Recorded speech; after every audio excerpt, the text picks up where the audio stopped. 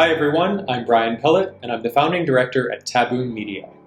At Taboom, we work with journalists and activists all around the world to improve media coverage of taboo human rights topics. Today's video is for activists and other human rights defenders. In it, we'll introduce you to some media advocacy tools and techniques you can use to advance SSOGIE equality in your community. Quick reminder before we begin, SSOGIE stands for Sex, Sexual Orientation, Gender Identity, and Expression. We sometimes use SSOGIE instead of LGBTIQ or other acronyms to be more inclusive of different identities and realities along the sexual and gender diversity spectrum. Once you finish this introductory video, we encourage you to watch the rest of the videos in our media advocacy playlist. They go into more depth on topics like audience identification, messaging, framing, storytelling, social media, safety and security, and how to engage with journalists. Together, all these videos are designed to help you create and implement your own media campaigns. So let's get started.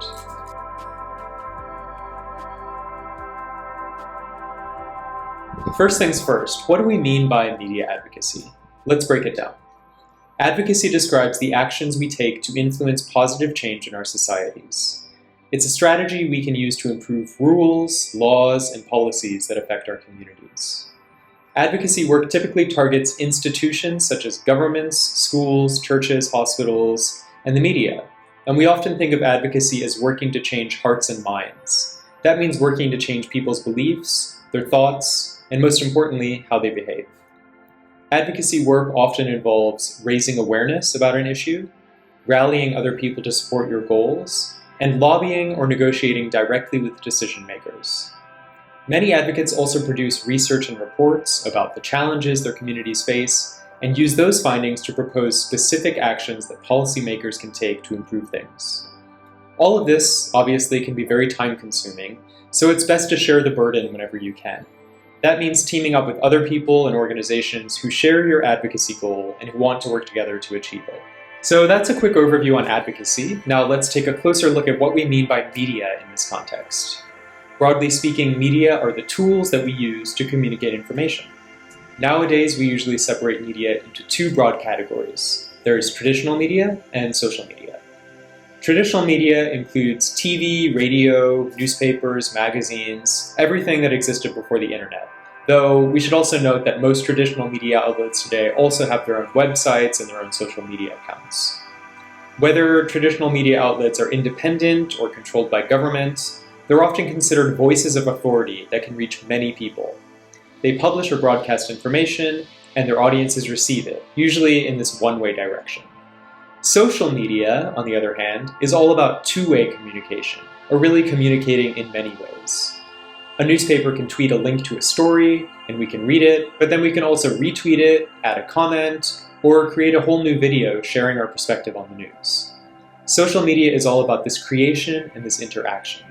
It gives activists the power to bypass traditional media by spreading their own messages on platforms like Facebook, Twitter, Instagram, YouTube, TikTok, and on our own websites. So we've defined media, we've defined advocacy, but what do we get when we put these two concepts together? Media advocacy is the strategic use of traditional and social media to advance your public policy goals. It's all about framing messages and telling stories that influence audiences to take action. We can use media advocacy to inform and educate people about the issues that affect their communities, to change their beliefs and behaviors, and to motivate them to help fight for our cause. We can also use media advocacy to improve how journalists cover SSOGIE issues. We do that by reaching out to responsible reporters, letting them interview us when we think it's safe to do so, sending them press releases about our work, and some other strategies we'll discuss in later videos. 3 factors make media advocacy really effective in helping you promote equality and human rights. Those 3 factors are its reach, its speed, and ultimately its impact. When you use traditional media and social media together, you can get your message out to many people all at once. It's sort of like the difference between phoning people one by one or just using a megaphone. The megaphone allows you to reach more people faster and clearer, and that results in broader and often greater impact. Media advocacy usually comes in one of 3 forms. There's paid media, earned media, and owned media. Paid media is the media you pay for, And that includes advertising, putting up billboards, paid social media boosts. It can get pretty expensive. So rather than talking about paid media, today we'll focus on earned media and owned media. They don't cost you any money, just your time. Earned media is media you earn. It's when traditional news outlets cover your advocacy issues in a positive light that helps advance your goals. Earned media also includes guest appearances on TV and radio shows and opinion pieces, sometimes called op-eds, that you write and then that news media outlets publish. Earned media usually results from your media advocacy activities, like reaching out to journalists and hosting press conferences. It's often considered the most credible type of media advocacy. If audiences trust a newspaper and that newspaper covers your issue, they're more likely to think that your opinion matters. Earned media relies on traditional media to amplify your voice, which means, unfortunately, that your message can sometimes get distorted. But when you look at owned media, with owned media, you're the creator and the publisher, and that lets you keep more control of the message. Owned media is content you design and distribute through your own communication channels, like your website, your social media accounts, newsletters, podcasts.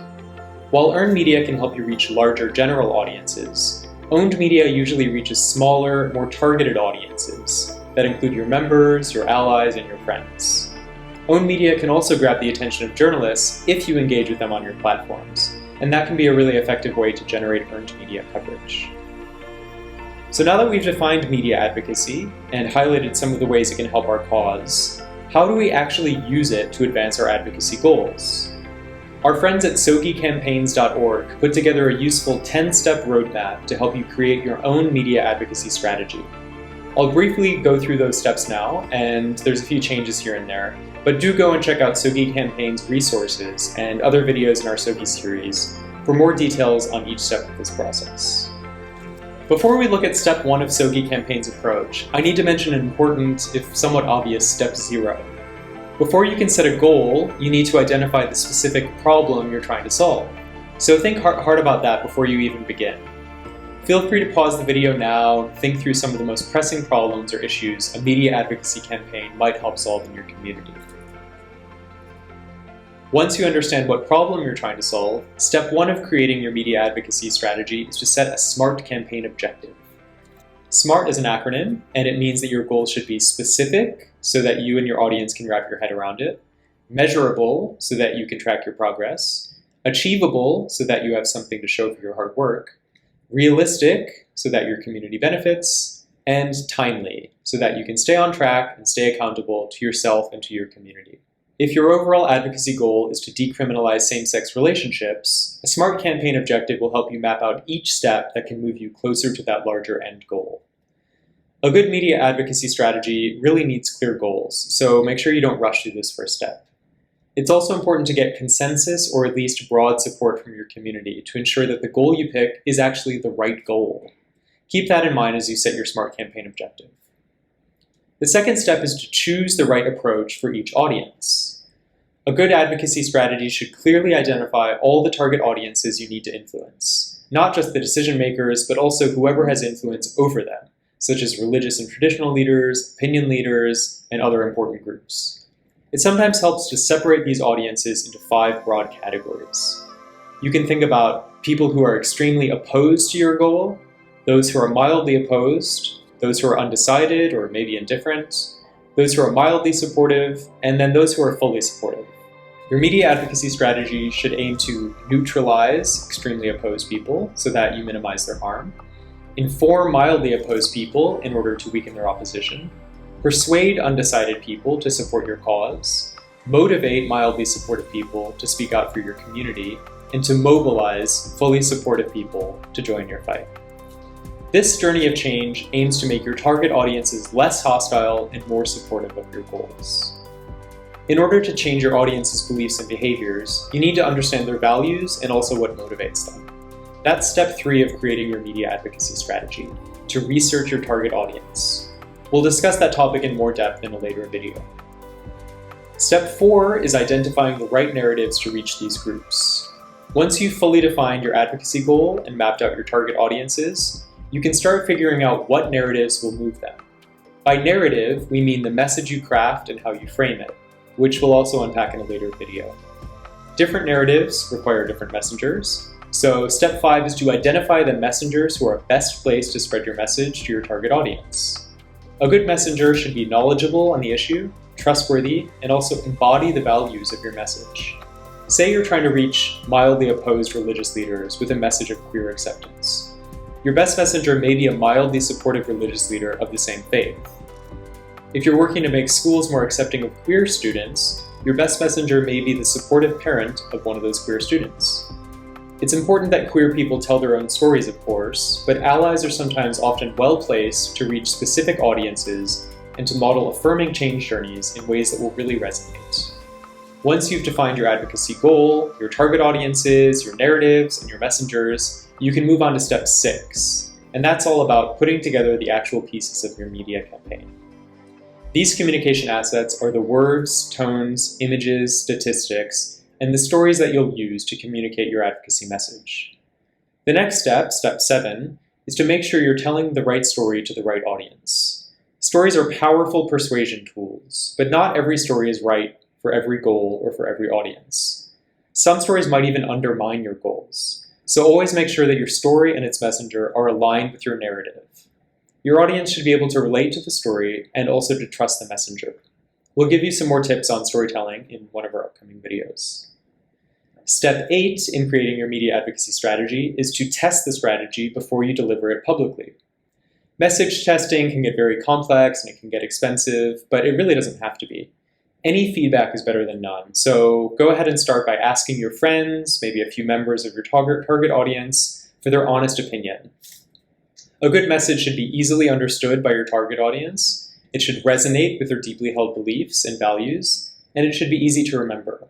Keep those criteria in mind as you start collecting feedback. After you've tested and refined all the assets of your media advocacy campaign, it's time to actually reach your target audience. This means using social and traditional media to engage with people where they are and in the terms they understand, and that's step 9. Once your campaign has run its course, the very final step, step 10, is to look back and to evaluate how effective it's been. You'll want to look at outputs, outcomes, and impact. Outputs are the direct, often quantifiable results of your campaign. Outcomes are the effects of those outputs, and then the impacts relate to your final, higher goals. So if your SMART goal was to decriminalize same-sex sexual activity in your country, you would evaluate how your campaign contributed to achieving that objective. We'll include more resources about monitoring and evaluating your campaigns in some later videos. So that was just a quick introduction and overview to media advocacy strategy and campaign design. But I hope it gave you a sense of how to get started and also some idea of what the other videos in this series will cover. Taboom Media hosts regional and country-specific media advocacy workshops for human rights defenders across Africa and around the world. We always post these opportunities on our social media channels, so be sure to follow us on Twitter, Facebook, and Instagram, and reach out if you'd like to chat about how we can work together. That's all for me today. Thank you so much for watching this and the rest of the videos in our series, and if you ever have any questions or comments, please just let us know at taboommedia.com/contact.